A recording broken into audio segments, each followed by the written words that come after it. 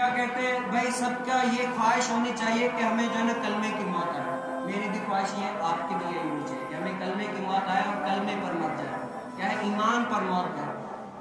दिली तमन्ना मेरी भी यही है, आपकी भी यही होगी, क्या है। तो बताओ, अगर हमें बुखार है कोई ऐसी, भले हम मर भी रहे हो ना, तो भी वहां से चलकर यहाँ मस्जिद तक आए, क्यों यार, मर जाएंगे तो नमाज के लिए आते हुए मर जाएंगे ना। किसमें लिखा जाएगा कि यार ये नमाज पढ़ने के लिए आ रहा था, मर गया, इसीलिए कयामत तक ये नमाज का इसको सवाब मिलता रहेगा। अगर सजदे की हालत में आकर मर गया तो इसको और क्या चाहिए, क्या चाहिए बताओ।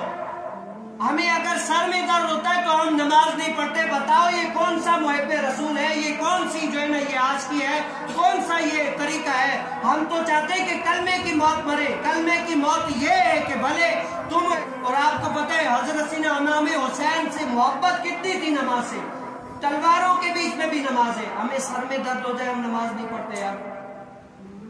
हम दीन इस्लाम का काम क्या कर रहे हैं यार। आपसे ये नहीं पूछा जाएगा कि आपने दुनिया कितनी कमाई है, ये कितनी कमाई, आपसे ये पूछा जाएगा दीन का काम कितना किया। आपको हर कोई ये नहीं बताएगा कि आपको दीन का काम करना है, हर कोई ऐसा नहीं होगा।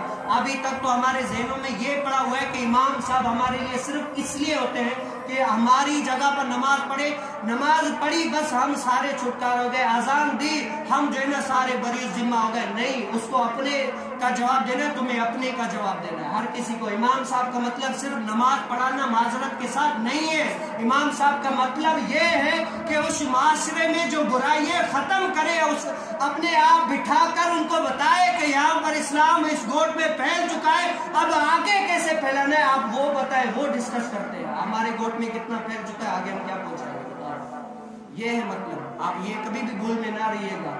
अगर किसी इमाम ने आपको नहीं बताया तो ये उनकी है मजबूरी है।